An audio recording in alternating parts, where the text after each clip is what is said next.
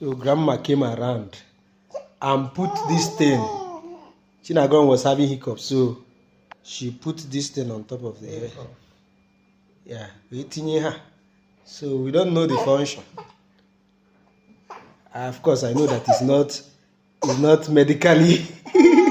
It does not have any medical correlation or link. So it must be a traditional something. How does this thing stop hiccup? Because it's superstition. This is what grandma preferred, the solution she preferred that will stop the hiccup. Because how does this thing stop hiccup? What was the mechanism? Because I don't know.